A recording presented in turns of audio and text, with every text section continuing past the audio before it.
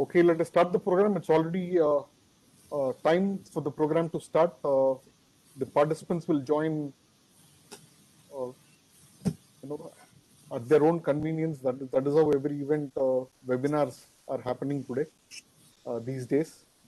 Moreover, the event is important, and we want to start on time as ever. We always try to be punctual.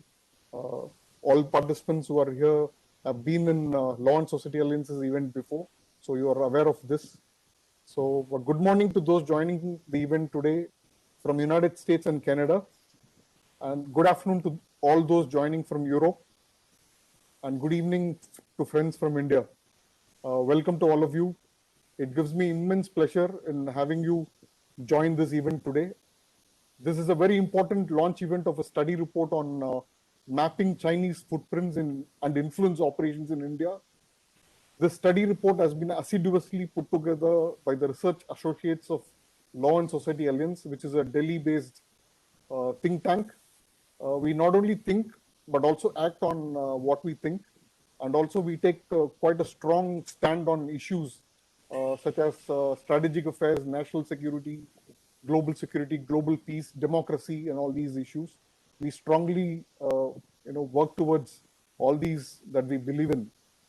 Law and Society Alliance is the host of the event, and the partner host of the program is Defence.Capital magazine, which is a Delhi-based magazine. It's published in India and is circulated all over India, and also there are subscribers abroad who subscribe to it. It focuses on national security issues. So this is our Defence.Capital is our co-host. I take this opportunity to welcome all our esteemed speakers for the day. Let me briefly introduce them. All of them are quite known personalities. They actually need no introduction. If you look at their popularity on social media and at the events that they participate, and also because they're all activists who take up issues of democracy and global peace and human rights internationally, so they are quite popular. But for the sake of our participants who are joining for the first time in our event, let me introduce each one of them one by one. Ilshat Kokbore, my dear friend, is Director of Chinese Affairs Department of the World Uyghur Congress. He is based in New York, United States. Welcome to the event, Ilshat. As usual, happy to have you here and to be listening to you today. Thank you very much for joining. Thank you so much. Honored to be here with you all. Thank you so much. And our second speaker for the day will be Sheng Zi, co-founder and vice president. I don't know if I pronounced your name correctly, but anyway, co-founder and vice president of the Canadian Coalition Against Communism, based near Toronto in Canada. She's a crusader for democracy and an anti-communism crusader in Canada, and of course globally she's very active. So thank you for joining, Sheng. Happy to have you here in this event. So our third speaker is Aarti Tikku. Aarti is the founder editor of the New Indian, a newly launched multi-platform media venture, and she's also a strategic affairs analyst from New Delhi in India. Aarti is also quite vocal on human rights of Kashmiri Pandits who have been persecuted in their own state, and they are mostly in exile, settled all over the world today. Aarti, thank you for joining this event. Our next speaker is Engebatu Togoshok, Director of Southern Mongolian Human Rights Information Center at New York, United States. Thank you for joining, Engebatu. Thank you for having me. Yes, and our fifth speaker will be Kalden Zomo. She is based in Geneva and is the United Nations Advocacy Officer at the Tibet Bureau there. And of course, again, a very vocal Tibetan activist. Thank you for joining this meeting today, Kalden. Thank you very much. It's my pleasure. It's my pleasure to be part of this event. Thank you very much. So all of these important personalities, as I said earlier, are key influencers in the spheres of their expertise and activity. They're all well-wishers of Law and Society Alliance. So I'm deeply happy to have all of them here in this event today. Before we release the event and go to the speakers, let me just briefly, introduce Kumar Vaidyanathan. He's based in Mumbai. He's the secretary of Law and Society Alliance. He's an attorney there, and long-standing supporter of all these issues that we Law and Society Alliance dearly take up and campaign for, such as democracy, human rights, and other such issues. Kumar, thank you for joining today. So now let us release the report. I'll just please allow me to just put up the cover of the report so that everybody who is participating today is able to have a look at it.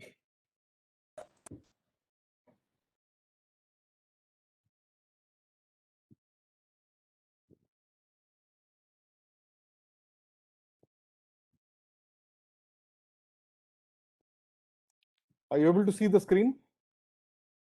Yes. Yes, this is the report that we are publishing. This is the cover of the report. Now we'll declare it as released. Thank you so much. Let me now congratulate the Law and Society Alliance for the study report, especially our specialist Rahul Tiwari, who is currently working towards obtaining a doctorate in National Security Affairs. He's our research scholar who worked on this initially on the report, which was then, with contributions from all our other research associates. The 76-page report is an attempt to alert the world to the threat posed by Communist Party of China, not only to India, but also to the world through its influence operations using money power, access diplomacy, and academic grants to academic institutions, think tanks, and other institutions to gain a psychological upper hand within the host nation.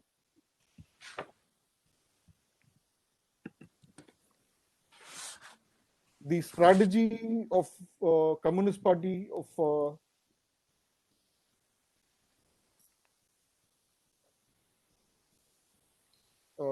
the strategy of Communist Party of China is a part of its doctrine of winning wars without fighting, with the use of information warfare, psychological warfare against nations that it deems to be its enemy. India, being its closest neighbor that poses a challenge to Communist China's hegemony, it has become the prime target of this influence operation by the Communist Party of China. The influence operations provides the Communist Party of China the advantage of creating opinions within host nations in its favor by impacting the way of thinking of the local people. Communist Party of China has targeted Indian universities, academic institutions, think tanks, trade, media, social media, diplomats, journalists, the cinema industry, education technology industry, online gaming industry, video applications, fintech industry, and political parties to carry on operations to purchase influence in those institutions and among individuals in those institutions. The study report is not an investigative one, but is based on research in the sense that our researchers have painstakingly gathered and put together this package, which is already scattered around in the open source, information which is already scattered around the open sources. All we did was to see a pattern in what was happening and from existing telltale signs and collate them together and put it together in the form of this report.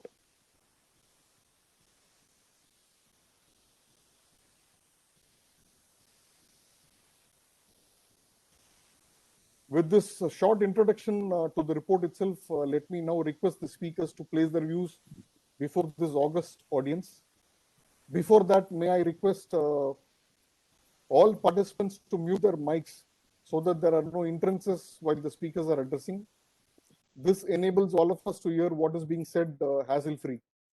Also, in case you have bandwidth issues with your net connectivity, please mute your videos so that at least the audio is heard and there are no hindrances in you participating in the event.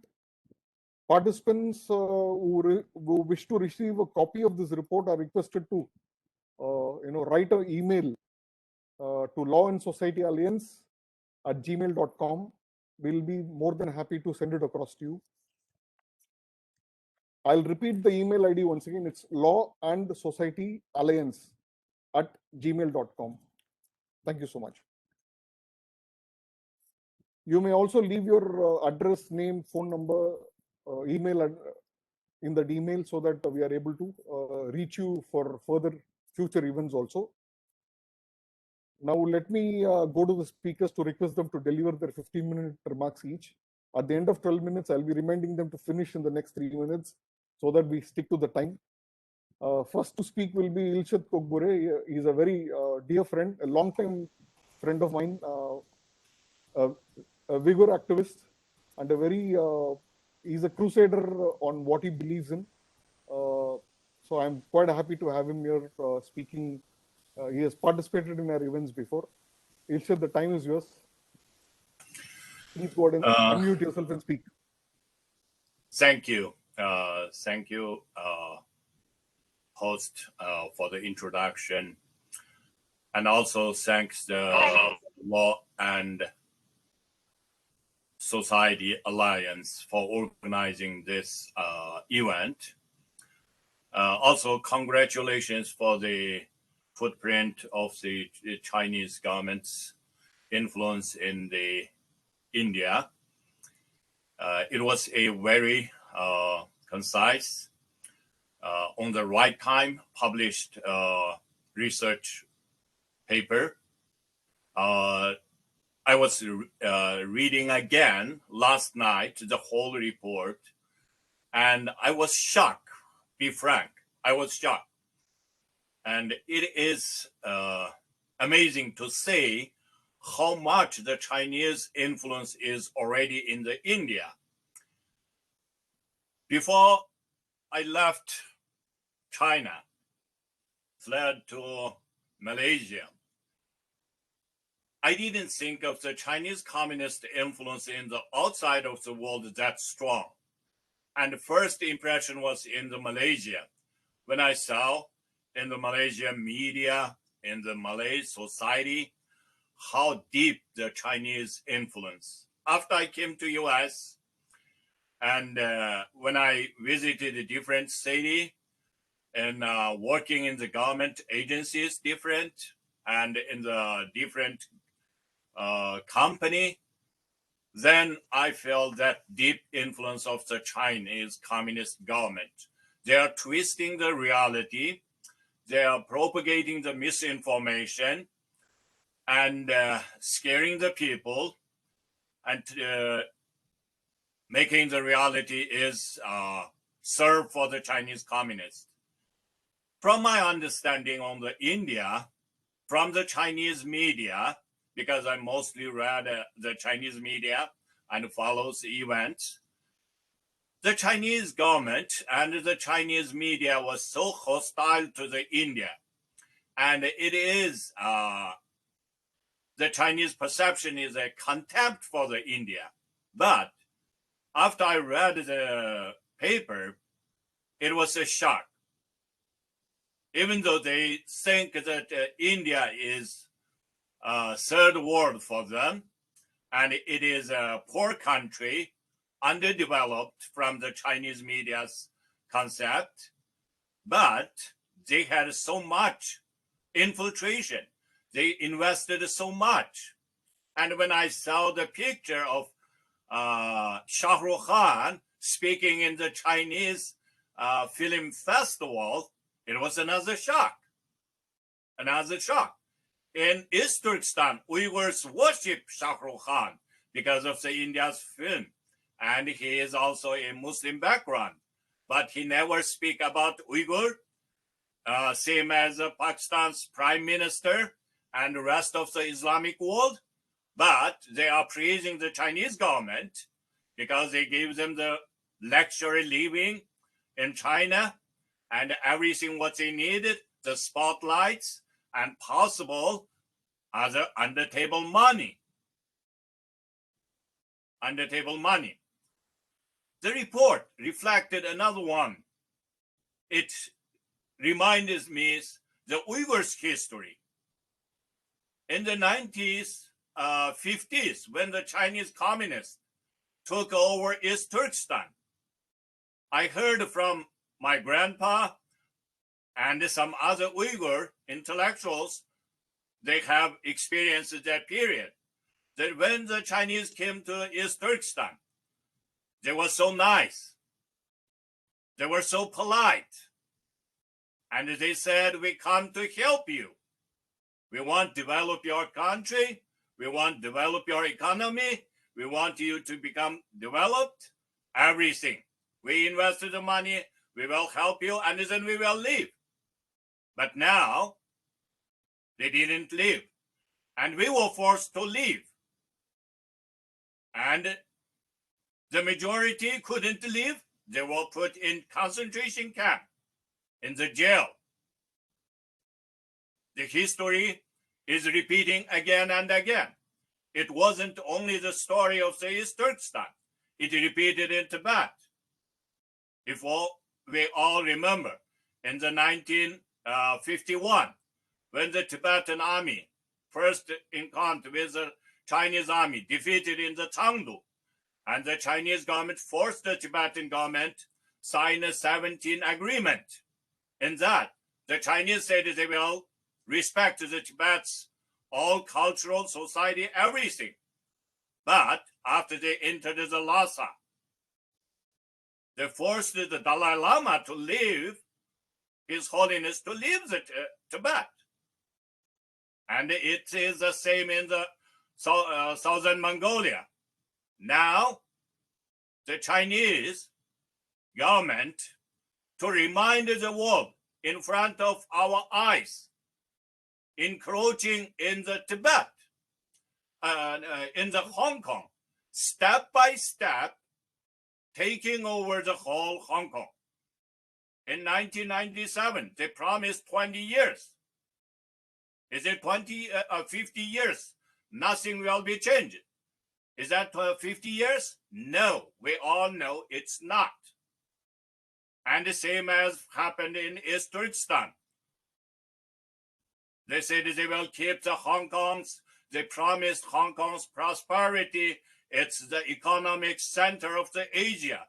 But now Hong Kong have to leave.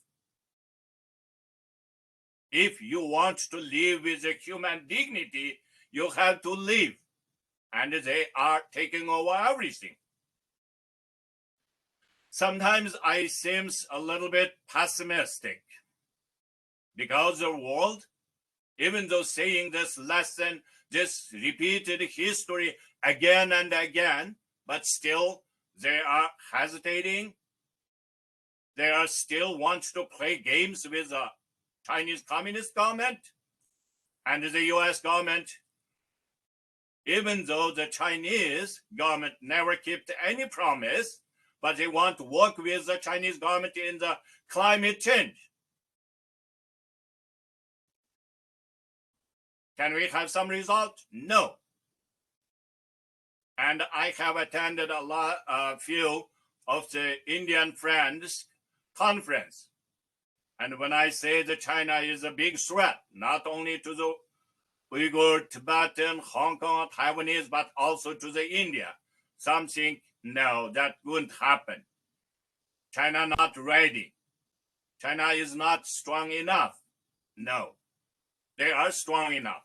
From the report, I advise everyone to read this report from Society Law and Society Alliance. This report, Footprint of the Chinese. You will find how deep they are infiltrated into the Indian society and making that pessimistic view inside Indian people. China is too strong. Better we just compromise with them.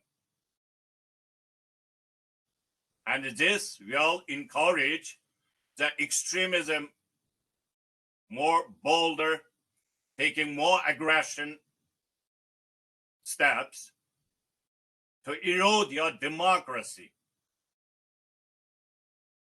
By losing our democracy, we are losing our human dignity in any place. And yesterday, someone interviewed me, asking me if China tried to interfere with Afghan internal affairs. I say they already interfered. They welcomed the Taliban 2 months ago in Tianjin. It's on the news. This is the reality. As a victim of the Uyghur genocide, I told my personal story again and again. I was forced to leave. My brother was killed. My sister was arrested. And now, since 2016, I don't know any one of my family members, if they are alive or they are in jail or they are in concentration camp. This is 21st century. We are bragging we have the most developed technology. But for us, under this Chinese communist oppression, whether it's Uyghur or Tibetan, Mongolian, we are all, even we living in the free world, but we still can feel the Chinese communist government's threat, pressure. And it's just recently, I reported to the FBI, the Chinese agent in US tried to find what medicine I am taking. They want to know my car plate number, my house address, my phone number, my family member's phone number, and what all other detailed information. And it's a big warning for everyone. We need to come together. We need to call the world to wake up, to deal with this tyranny. And it's not only a Chinese. I know India have also Kashmir and some other border issue. That all behind this is the Chinese government. They're supporting Pakistan extremists, and they are also supporting the Afghanistan's extremists. And they are on behind of this. Ilshat, your 12 minutes is up. Another 3 minutes. Sure. And now, in the border issue with India, the Chinese seems like step back a little bit. But from my view, China now try to get Taiwan. If they take the Taiwan, they will keep US out of the Pacific, out of the Asia, and then they will come back to India and dictate the term, not negotiation, dictate the term, requesting India to give whatever he wants. Because if Taiwan was taken by Chinese Communist government, US out from Asia, immediately small country of the Asia mostly will go to the Chinese side. This is an imminent danger. We need to call the world to wake up, come together. India as an imminent direct threat under Chinese communists, together with people like Uyghur, Mongolian, Tibetan, Hong Konger, even Burmese, to fight for freedom, for our dignity. Thank you. Thank you, Ilshat. You actually completed much within time. Thank you so much for that. Our next speaker is from Canada. She's a warrior against communism of the Maoist variety.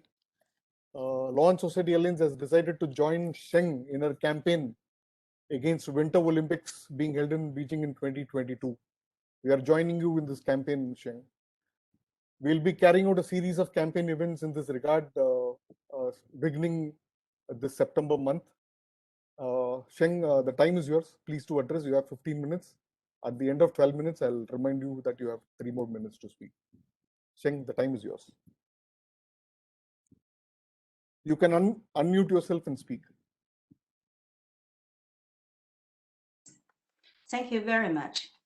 And I want to use this opportunity to thank you, the organizer, to have this conference, and also many thanks to the team of this investigation and write the report, and of course the leadership.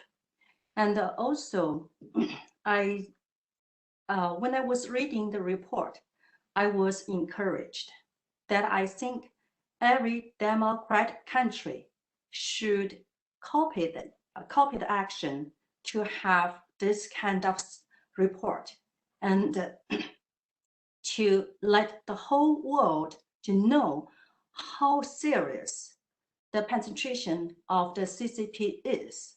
Actually, when my friend Elisati said he was shocked, I wasn't shocked.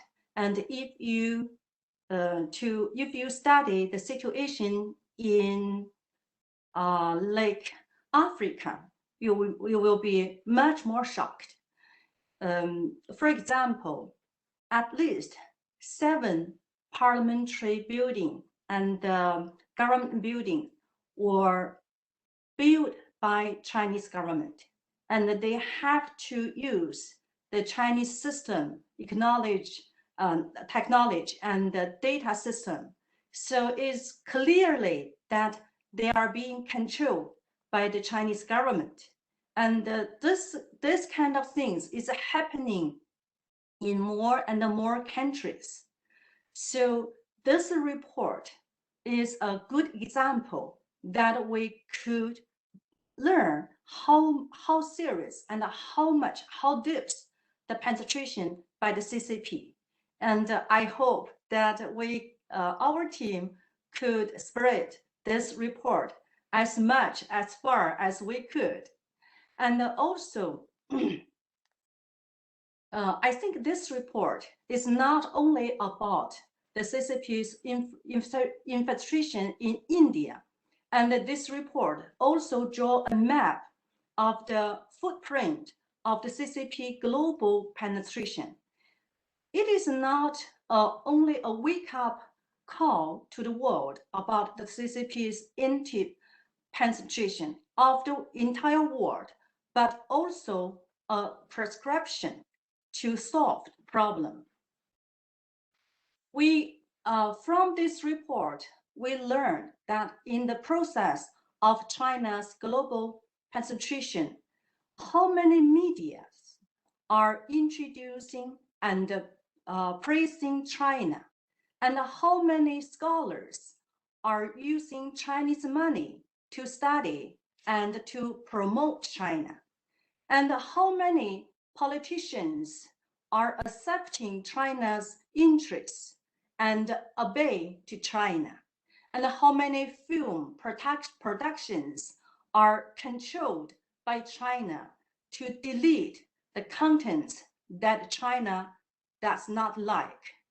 And the public opinion on our living environment is guided by the China's CCP's ideas. And so we see politics, economy, culture, education, military, and technology flood in our living environment. Of course, especially in our democratic countries. So why is this situation is so dangerous, and why is not acceptable? Because behind all of this is a tyranny, is the Chinese tyranny, and its purpose is to control and plunder. Many people should have already felt that the more serious of the penetration of CCP, the more restriction in our living life.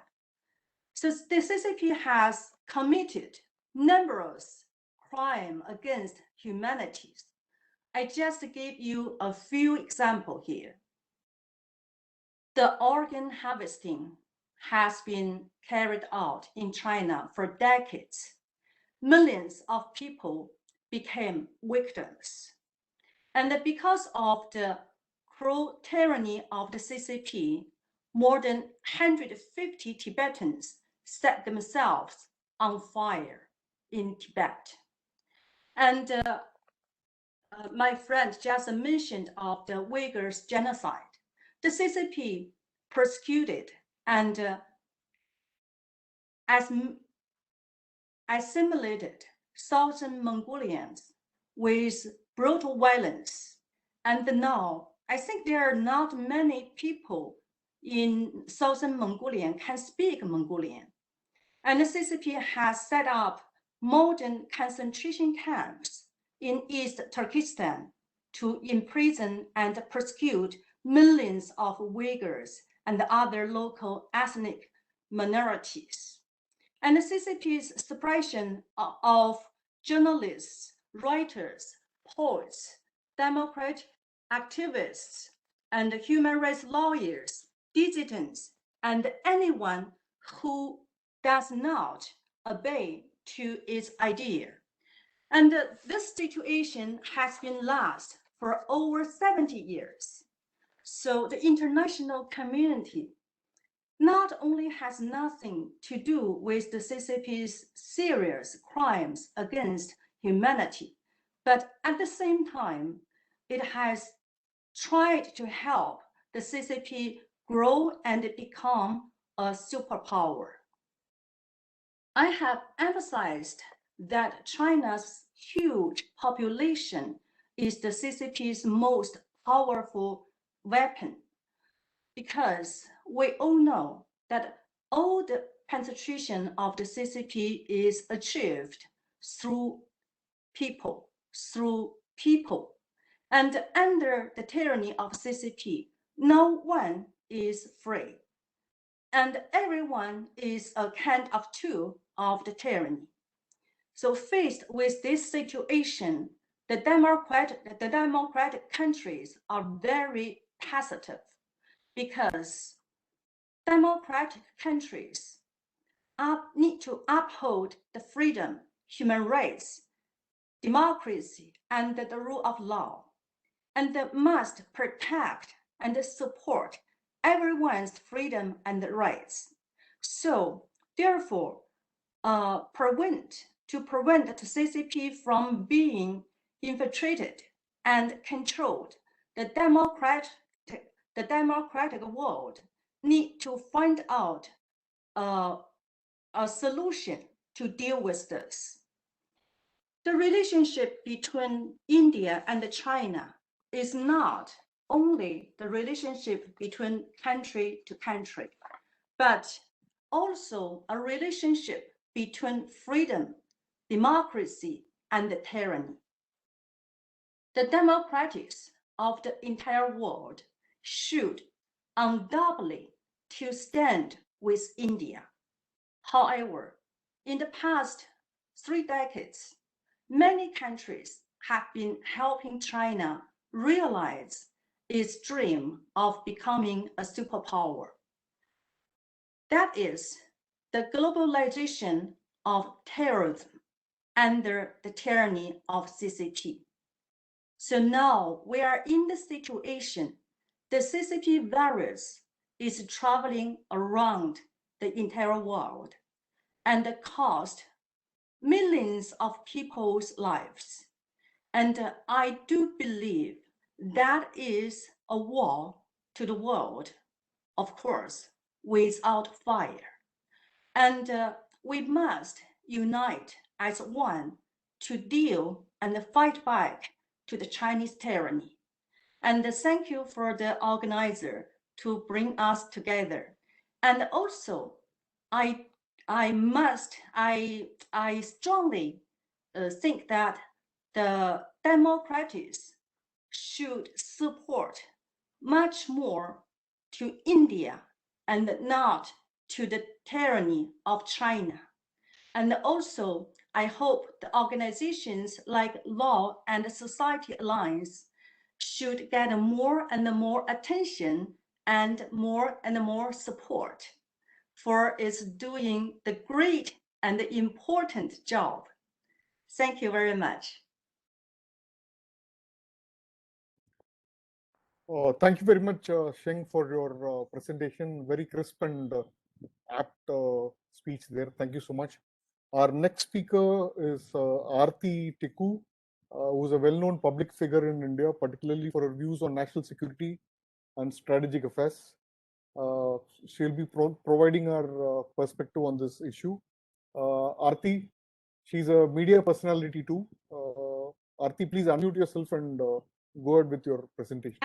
Thanks, Bipindra. Thank you so much for that kind introduction. I first want to congratulate your team and you for this exhaustive report on the Chinese influence on India and its footprint across different streams, across different fields in India. And anyone who has read the report already, or anyone who is going to read this report in the coming days, I'm sure will realize that the Chinese influence today is far, far greater than what the British influence was, say, 300 years ago in the world, or 200 years ago in the world. Because for the longest time, in fact, in the last 70 years after World War II, when the US and Soviet Union emerged as the two biggest superpowers, we heard until the end of Cold War, we heard that it was the Soviet Union which was extending its influence from east to the west, and we heard, we used to see, and in fact our grandparents, our parents' generation were hugely, enormously influenced by the Soviet culture, by the Soviet ideology, by also the Soviet lifestyle in many ways, because I remember at my grandfather's generation and my father's generation, for them the center of the universe in their lifetime perhaps was Soviet Union until it got disintegrated, and that was because Soviet Union had the kind of influence that China today has, and probably has greater influence than what the Soviet Union used to have. Now, I want to bring in one political scientist whom we have often quoted in the reference to global influence of superpowers. That is Joseph Nye. Joseph Nye is an American political scientist who coined the phrase soft power. And soft power is essentially the power of one's culture, nation's culture and society, power which is not militaristic, which is not aggressive, which is not fundamentally, the military power. And when we think of soft power, we often think about American soft power, because the world as we know today in the last 30 years, especially in the last 70 years, it's been shaped hugely by the Western influences. You go anywhere in the remotest part of India, you will see people know that Coke is a brand. People know that it's an American brand. People will talk about Pepsi. People will talk about American brands which were not there, say, in my grandfather's generation, in my father's generation, because we were inclined towards Soviet Union, and our worldview was not as affected and as shaped by the Western culture. But when India opened up in 1990 after economic liberalization, we became, I think, not just the biggest, one of the biggest, apart from China, culture which was open to Western influences, a culture which was open to American soft power. And therefore, in the last 30 years, we've been continuously focusing on the soft power America has. You look at the villages and the countryside of India, you will find McDonald's. And McDonald's, everyone knows it's an American brand. So in the last 30 years, nobody has been talking about the Chinese soft power. In fact, you attend several conferences, you talk on these think tank platforms. I have rarely heard anyone talking about Chinese soft power. But if you think about how China really has arrived as a superpower, you will realize after reading this report that Bipindra and his team has put together that they are not behind vis-a-vis America's soft power, because my grandfather's generation, for example, and my father's generation, they used to talk about Tibet. The books that their generations read were about I remember one of the earliest books I read when I was a young kid.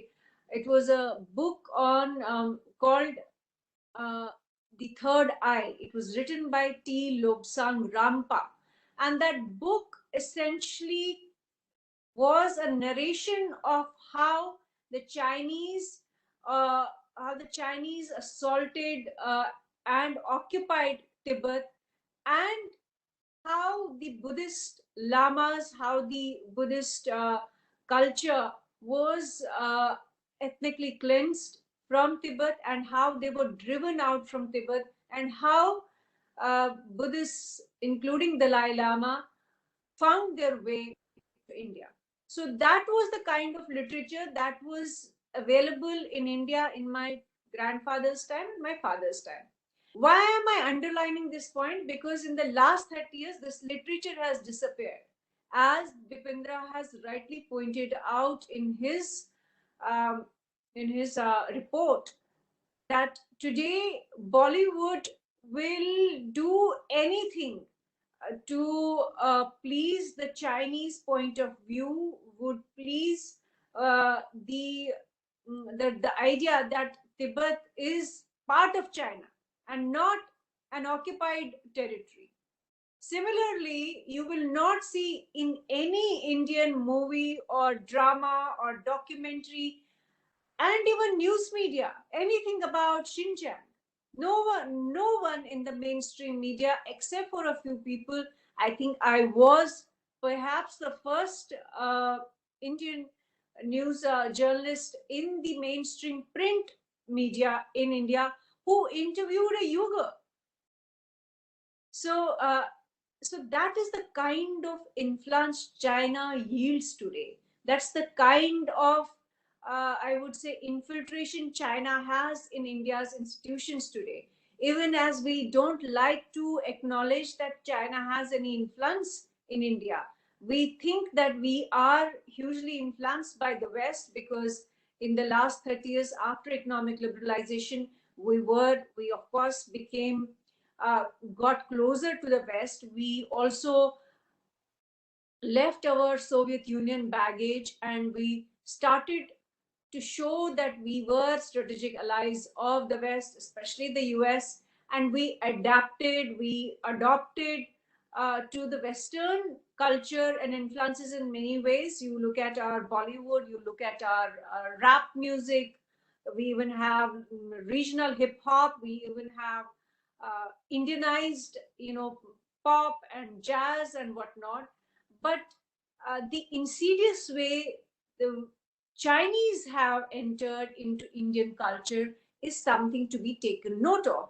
And I think the biggest example, in my own view, about the Chinese influence became very apparent in 2020, when India and China was locked in a standoff along the line of actual control in Ladakh.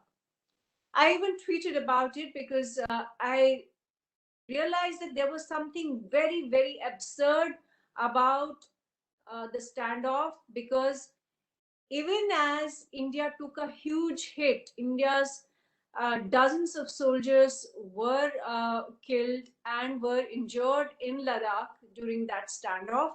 But we did not see an outrage in mass media. We did not see any outrage from Bollywood, which at the drop of a penny will take positions on, for example, on CAA. They took positions, Bollywood took positions on Article 370 on Kashmir. Bollywood took positions on Shaheen Bagh protests. But we did not see Bollywood coming forward to say anything about the face of in which India was taking a beating in Ladakh in 2020. Now that should tell us that something is horribly wrong, because it is like this, that suppose we were involved in a face-off with American troops somewhere in the world, would we have reacted in the same way? Would our Bollywood, our media would have remained silent about what about the aggression or about the belligerence between the two countries? Now, the second, I think, important point to raise here is that why was there no outrage? Why did Bollywood, or why did we not see the intelligentsia of India, intellectuals of India, not raising their voice against the Chinese troops? The reason was that if you look at the biggest corporations which have emerged in the last 30 years in India, most of them have received investment from China.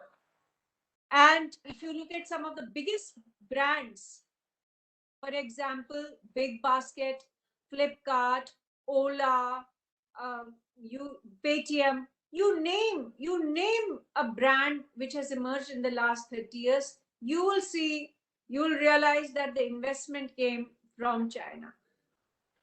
Now one understands that business is important, trade is important. Without trade, without global trade, no country can survive. Even as India has under this dispensation, Prime Minister Modi has made it very clear that the forward vision for this country isn't self-sufficiency. The forward vision for this country is Atmanirbhar Bharat, and we are striving towards that goal. Yet, international trade will not end. Nobody is foreseeing a future where there will be no global trade. Yet, the fact remains that somehow the Chinese influence through our institutions, in our institution, is so much that the country will overlook everything because of trade with China. The intelligentsia, the intellectual class, the cultural institutions like Bollywood, like our TV entertainment industry, will overlook the sacrifice of our troops and soldiers because nobody wants to lose the Chinese investment. But if you look at how China itself has behaved with respect to the US, with respect to countries which have benefited from trade with China, for example, America, China has never been shy to call out America on different issues. For example, China has threatened action against anyone who questions China's sovereignty, so-called alleged sovereignty over Taiwan, or the laws that they brought in Hong Kong to curb greater freedoms, to curb Hong Kong's autonomy. China has threatened to take action against anyone who will raise a question about Tibet or Xinjiang. The world has responded, in fact, in two ways. Either the world has stayed mum. I think in India's case, we have more or less stayed quiet. More or less, we have we have shown that we are intimidated by China.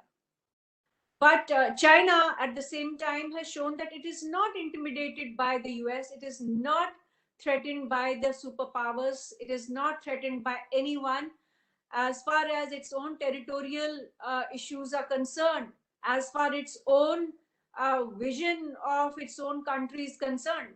They have repeatedly, they have threatened to take action anybody who questions their model of governance, their one party rule, their totalitarian system where you do not have freedom of speech, where you do not have free press, where you cannot question the way China is tracking everybody's personal life, tracking everybody's public life. And China has also, through its own phone applications, for example, dozens and dozens of phone applications which China was sending, which China was releasing, were essentially. Aarti, one more minute. Okay. So I'm going to wrap it up quickly. China is a closed system. China has built walls around itself.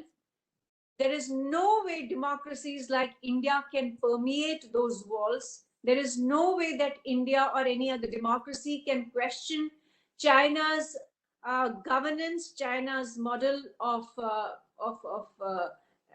totalitarianism. But China at the same time uses fault lines and weaknesses of democracy, because in a democracy we are answerable to people, we are supposed to be transparent and accountable to people, and therefore our institutions cannot hide anything. But China gets away with it because China is a totalitarian system. It will not allow anyone to question how it infiltrates like a colonial power, as the British did, 200 years ago, 100 years ago in India. So on that note, I think I'm just going to close it here. I will take questions later on. Thanks, Bipinda. Thank you very much, Aarti. Thank you for that perspective that you provided with regard to how things have changed since your the times when your grandfather and your father were looking at issues, and how things have changed today for our generation. Thank you so much on that. Our next speaker is Enge Batu, who has been fighting for the human rights of the Mongolians who are persecuted under the communist China's oppression. Enge Batu, thank you so much for joining. Please go ahead and make your presentation. Good evening to our friends in India. Good afternoon to friends in Europe, and good morning to our friends from the East Coast of North America. First of all, thank you, Mr.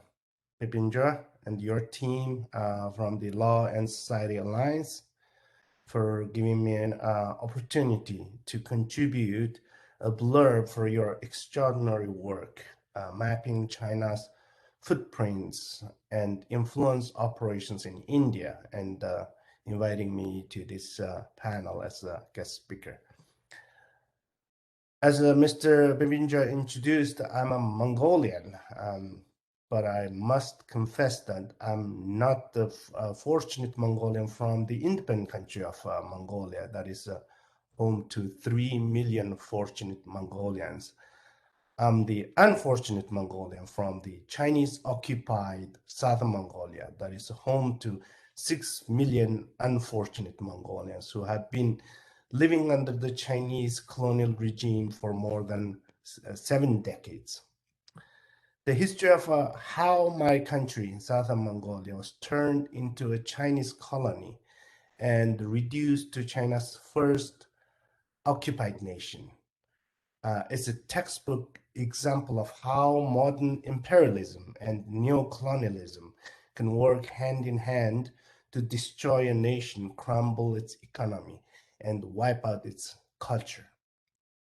While the communist China's imperialism came to Southern Mongolia in the name of liberation, her neocolonialism presented itself in Southern Mongolia in the euphemism of development.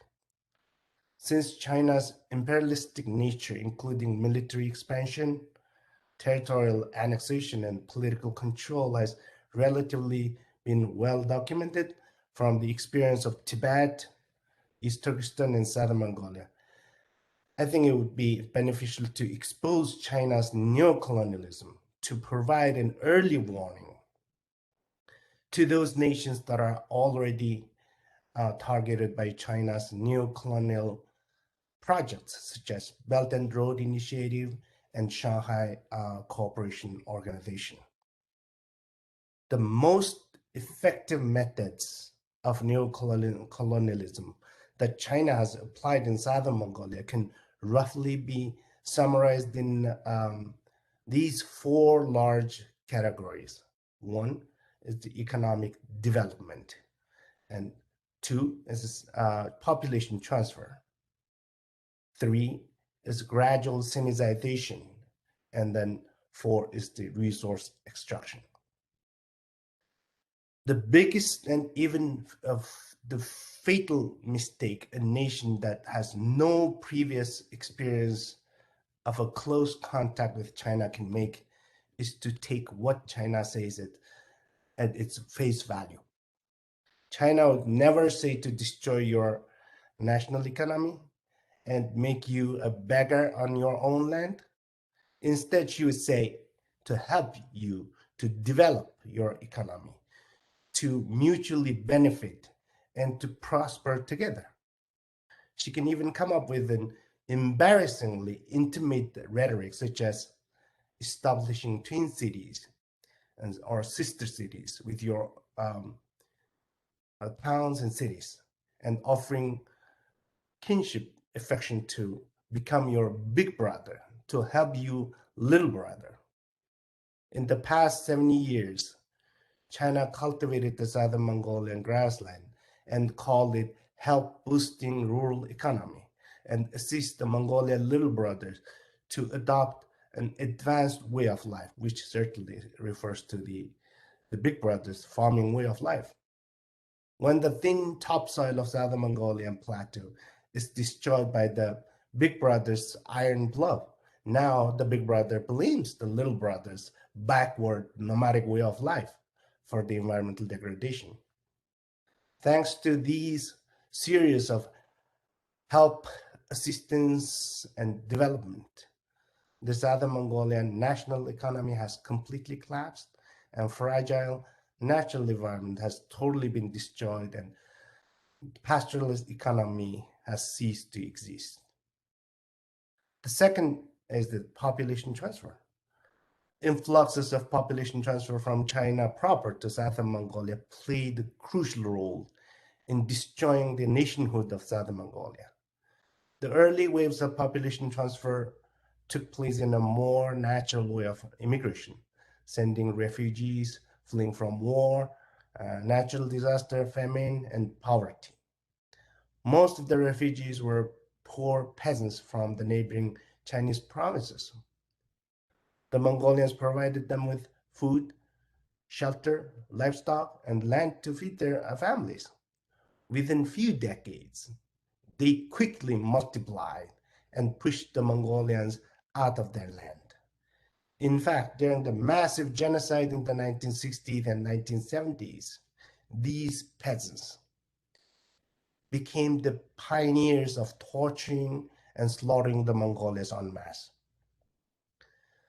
The later waves of population transfer took place in a more planned manner with the strong government backing, such as the production and construction corps, and the banished intellectuals.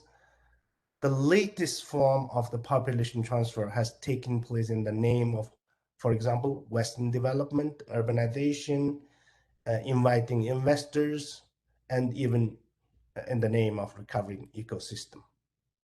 As a result of these non-stop Chinese immigration, the population ratio of southern Mongolia from five Mongolians to one Chinese before the annexation has reversed to 1 Mongolians to 5 Chinese today.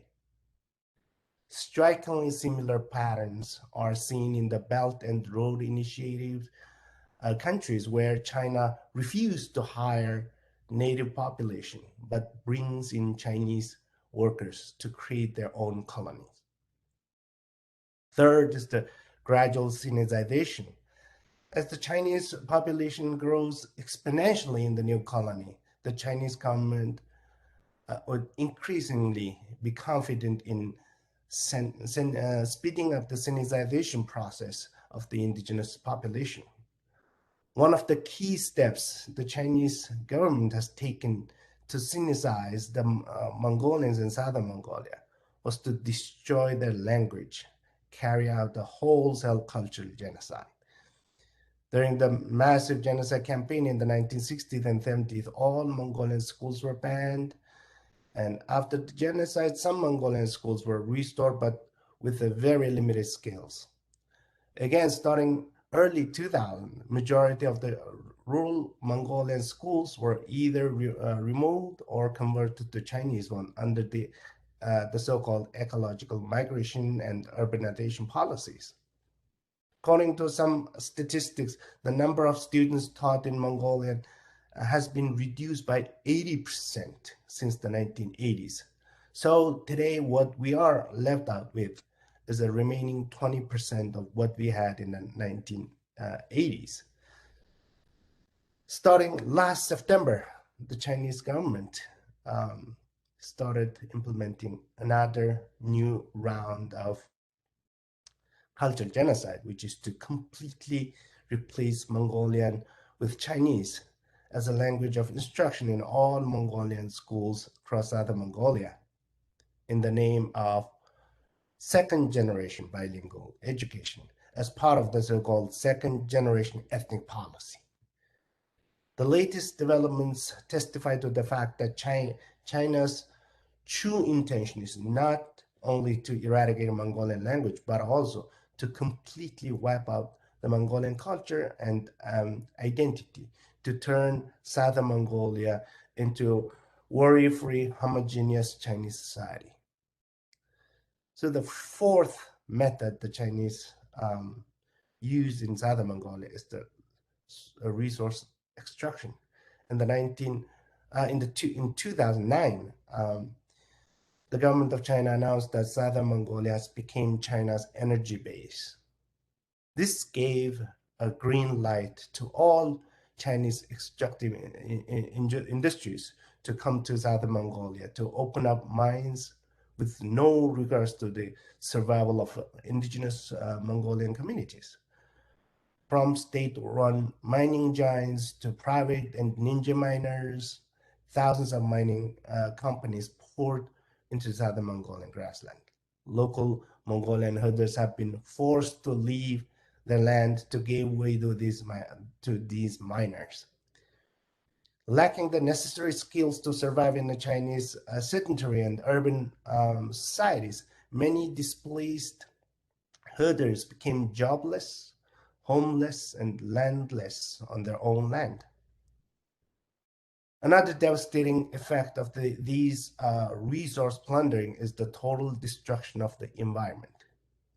Once beautiful Mongolian grassland has completely been destroyed, vast grazing lands turned into mining pits, rivers and lakes dried up.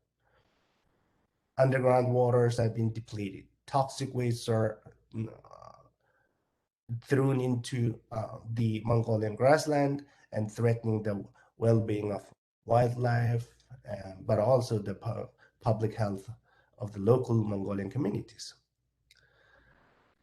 As China becomes an economic superpower, thanks to the natural resources plundered from southern Mongolia, Tibet, and East Turkestan, and the cheap labor exploited from the vast domestic population of 1.5 billion, her global ambition is increasingly growing now.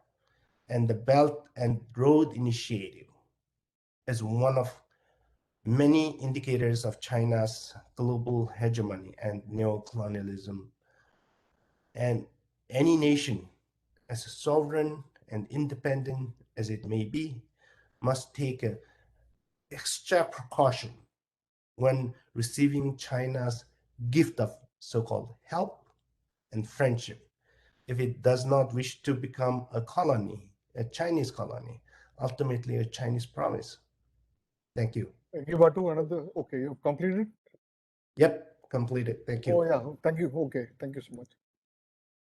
Thank you, Batu, for that presentation perspective on the Southern Mongolian situation. Thank you very much for that.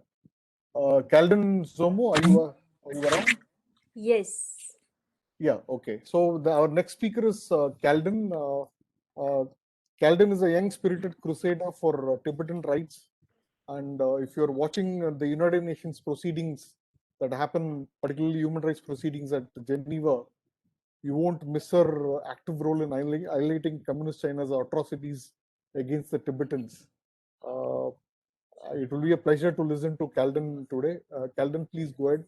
Your 15 Thank minutes you. starts now. Yeah. Sure. Thank you, Mr. Bibindra, for your kind introduction. And hello to all my co-panelists and those who are joining this event. It is my great pleasure to be part of this interesting and important webinar. Yes, of course, congratulations to the Law and Society Alliance team for coming out with this timely report, decoding or unpacking China's footprints and influence operations in India. I did go through the report quickly. Wait, can you all hear me or see me? Yes, we can hear you and see you. Please go ahead. Okay, perfect. Okay. So I did go through the report, and the report I felt is this timely report has powerfully captured a very chilling insight on how far and how deep now the Chinese Communist Party has got its hand all over crucial sectors in India that either make or break public opinion. It is painful and sad to see all these harmful footprints and operation of influences of Chinese Communist Party in India and now across the world. So I strongly feel that the report has substantially or significantly contributed to the debate and discussion on how China is using its economic tools to replace the existing global democratic values into Chinese authoritarian discourse. My previous speakers have all raised very insightful and very underlying issues and influences that are there in India. One point that I want to highlight.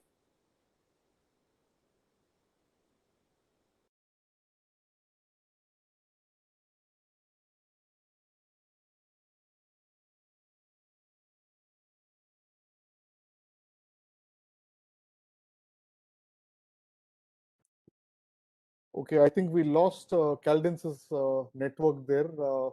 Let us wait for her to rejoin. But before that, I'll take this time and opportunity to,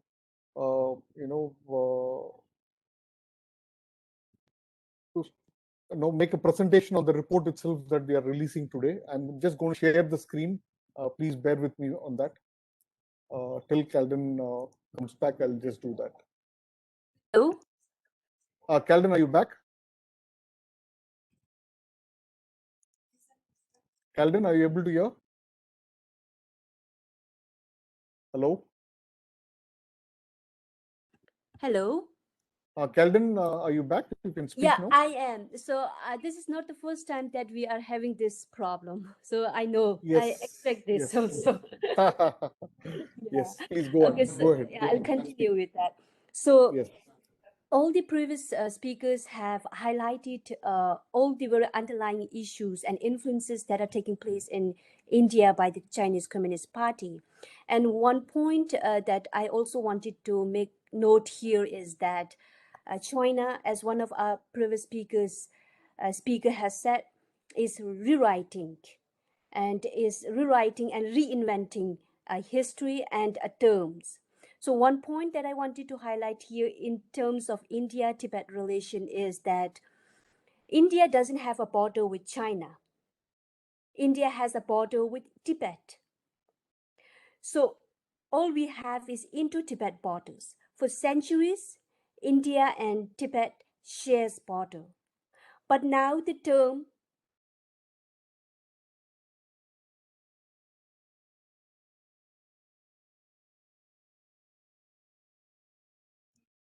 I think again there is an issue. We always suspect there is some kind of an interference at the Tibet Bureau in Geneva, because of which we continuously have. This is not the first time that in such kind of disruptions have happened when oh, Tibetan representatives are speaking in our event. Yeah, please hello. go ahead. Yeah, please, Calden, go ahead. Yeah. So one point that I want to share here with the influence of Chinese narration is that, and also sadly, India media is conveniently buying the Chinese narration, is that Sino-India border. It's not that actually. The term should be actually India and Tibet borders. And as one of our previous speaker has said, that now the changing in narration, and all 3 or 4 decades ago, the books, the literatures that are available in India is that Tibet has been an independent nation and China has occupied that. Now, this kind of literature and this kind of narration and this kind of story is slowly disappearing, and Tibet is a part of China. There's this Chinese narration that is now conveniently penetrating and buying by the Indian people. So I think this is something that should be noted, because it may look very insignificant and not very important at this moment. But remember, buying and using the Chinese narration is actually serving the interests of CCP at the cost of India's safety and security. So after having a look at this report, hello? Okay. We can hear you. Please go ahead. Okay. So after having a quick look through the report, I want to make a note here that India needs to take assertive roles where it should be, and India needs to be competitive at where India can be, and strategic where it involves national interests while dealing with China. And now the CCP's long arm and the scenario that China has created now is the result of, I would say, number one, for too long, democratic nations, including India, have either ignored or have not understood Beijing's scheming and penetration tactics to reach at the doorsteps of every household. And secondly, the world leaders, policymakers, and institutions, they placed very false and wrong hope on China that opening of Chinese economy under Deng Xiaoping would make China a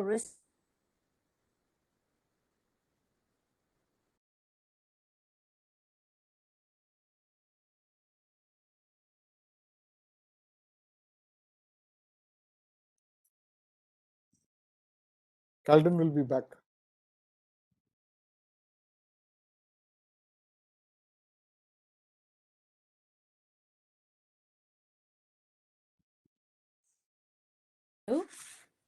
So this is third Calden, time. yes. So Yes, this this is is the the third third time. time. Sorry, I don't know. I know, but this will happen. And so, and the second point, and the second Calden, point. we are patient enough to wait for you to come back and speak to us. Please go ahead. Thank you. So I was talking the result of the scenario that we are witnessing now is because of number two, the world leaders, policymakers, and institutions, they place a false hope on China that opening of Chinese economy under Deng Xiaoping would make China a responsible and good partner.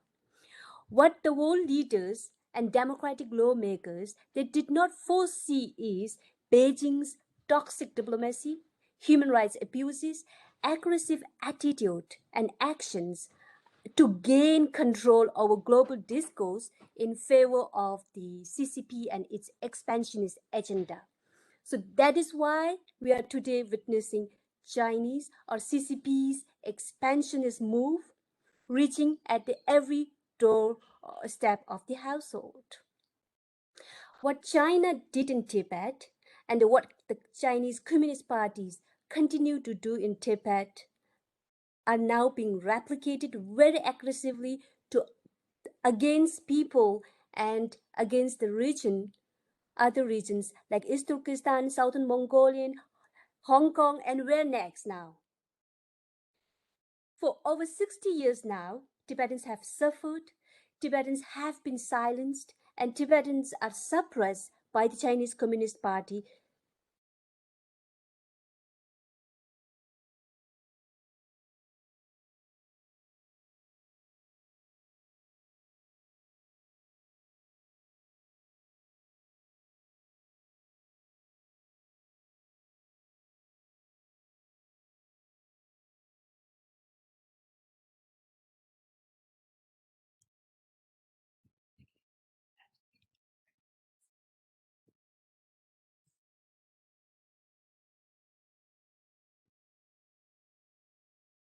Eldon, are you back?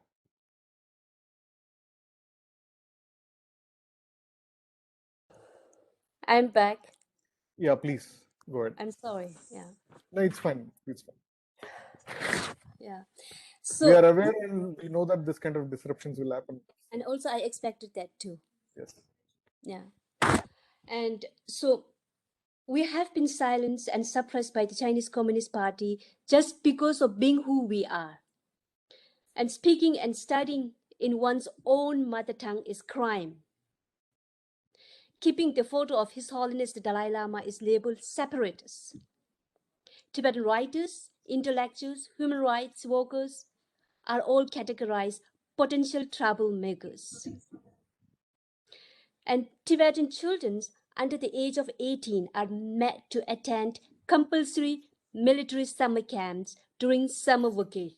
So this is concerning an important point should be noted by India. And China has been pushing for inter-ethnic marriages in Tibet, in Southern Mongolia, in East Turkestan and all. This is not new policy. It has been there for long. But now what is new is China is pushing for Tibetans in border areas to go for an inter-ethnic marriages and face consequences those who are against it.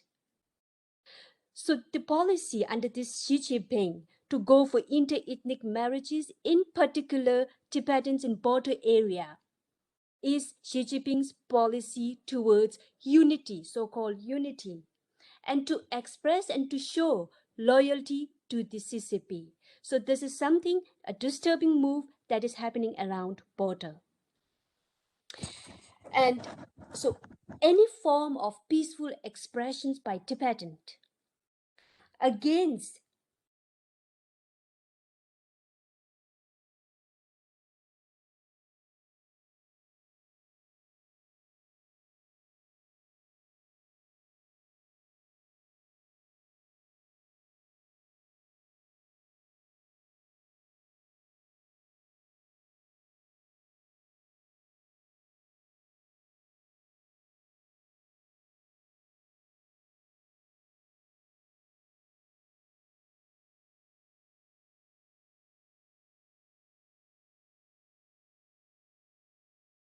sorry.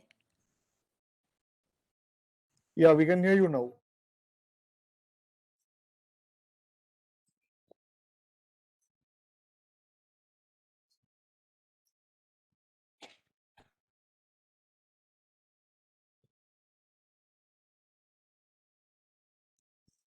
Eldon, are you there?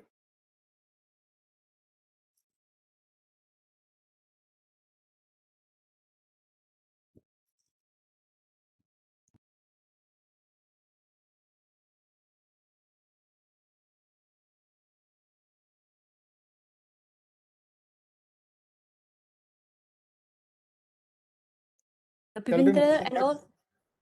Welcome back. Speak. You can speak. Okay, so this is challenges that we face, even those who are outside of Tibet. Okay. So any form of peaceful expression by Tibetans against the denial of freedom to live without fear, against the denial of basic rights to live with human dignity and freedom of expression, opinion, and religious, bring more of arbitrary arrests, torture, and prison sentences. Because of this, since 2009, Tibetans in Tibet have resorted to tragic act of self-immolation protest, burning oneself alive against Chinese repressive policies, calling for freedom and return of His Holiness Dalai.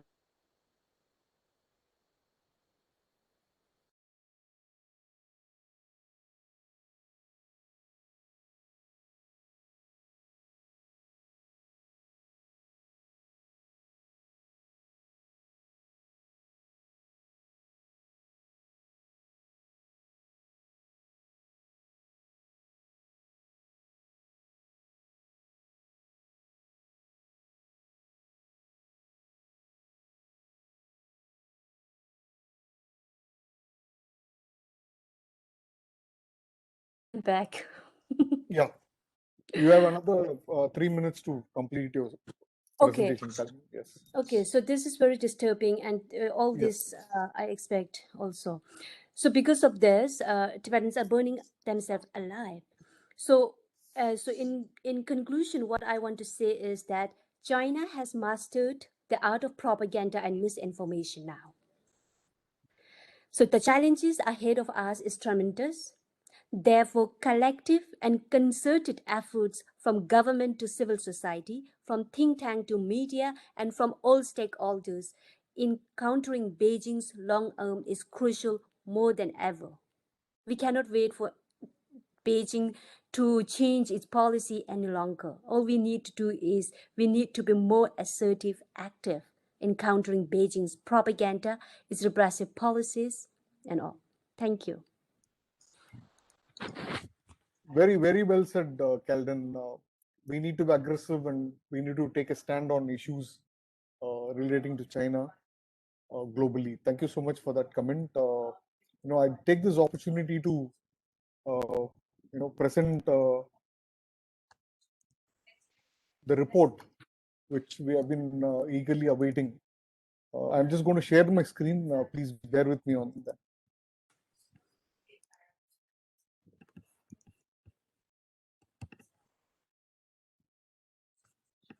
So are you able to see the screen?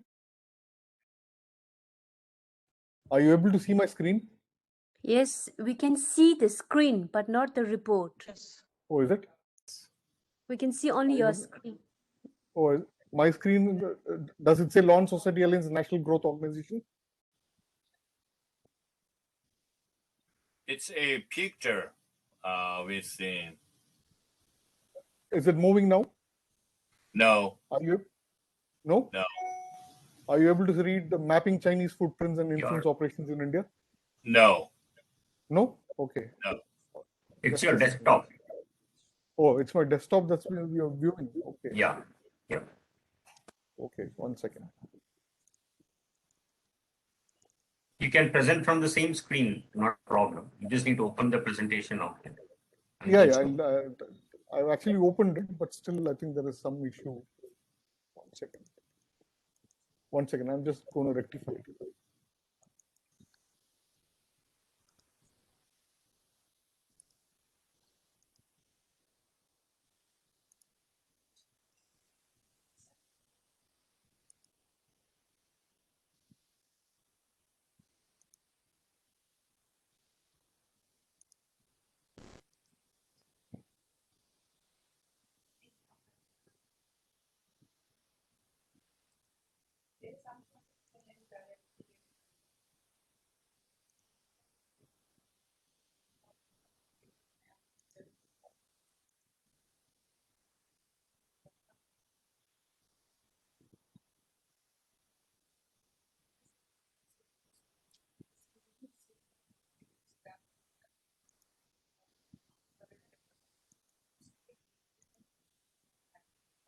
Just give me a minute. I'm just rectifying it.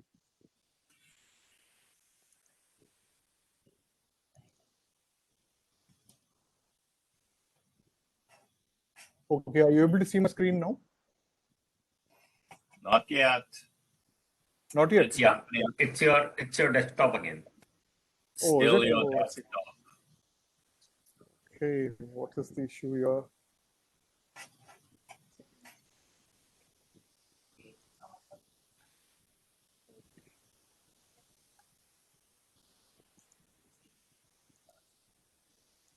If you open the presentation out here, it will show up. Yeah. Once you show up on the desktop, you open the presentation and then it would show up from there. Yeah, 1 second. I'm just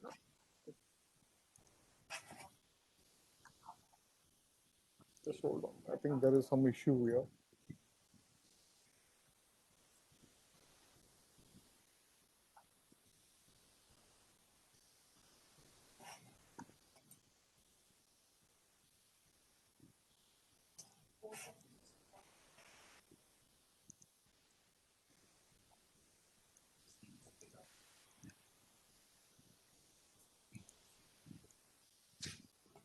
Okay, I'm trying to share it one more time, just see if it's happening. No, I think there is some issue here.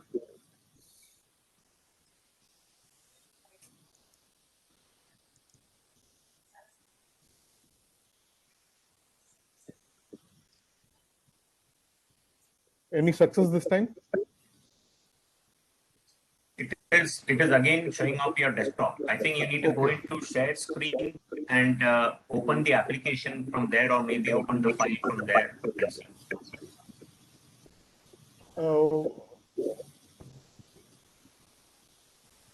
Okay. In fact, okay. So I should go to share screen, and then I'm trying to. Yeah, when you go to share screen, you have a file. It's an option for file. Can you see an option for file at the top? 1 second. 1 second. There are various options. Yeah. So just open the file and see from there.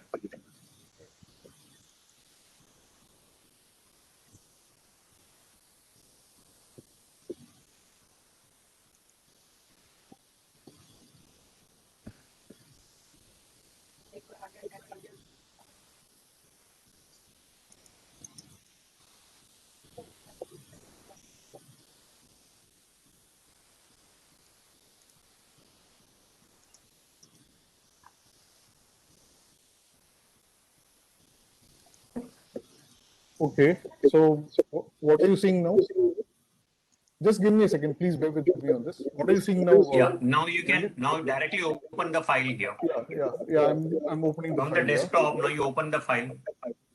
Yeah, I've opened the file. Are you able to see it now?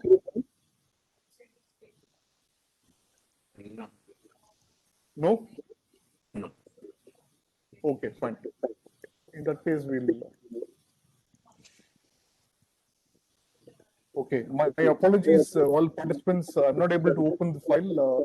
What I'll do is I'll share the file with all of you, provided you send me a mail. Let me just repeat the mail ID. It's Law and Society Alliance @gmail.com. That's the email ID. Law and Society Alliance @gmail.com. Please do write a mail to me. I'll be more than happy to share this report with all of you. Just a couple of administrative announcements. The video of this event will soon be available on the YouTube channel of Law and Society Alliance. This will be posted there by Monday, September 6th. You can always go back and view this event on YouTube there. We'll also be sharing the report copy with all participants. Please do send me a mail, as I said before, to Law and Society Alliance @gmail.com. We'll again come to you with more events and research reports and publications in the days and years to come. Till the next time that we meet, you all stay safe, maintain physical distance to avoid any pandemic, including those caused by the China virus, and have some productive days ahead. I want to register my thanks, heartfelt thanks, for the participation and the presentation made by my friends Ilshat Kogbore, Shengji, Arti Tiku, Engebatu Togochok, and Kalden Zomo. I thank you all for your time, all participants for your time and for being with us today. With this, we'll end this program.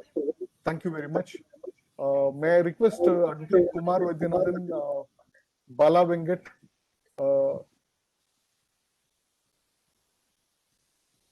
Hitesh Tiku, and Rahul Tiwari, K. Vijay P. to stay back. All others, please enjoy your day. Thank you very much for joining in our event today. Thank you, Bipindra. Thank you so much Thank you, Arati. Thank you so much. Thanks. Thank you. Sorry about this, difficulty with the presentation. I just renewed my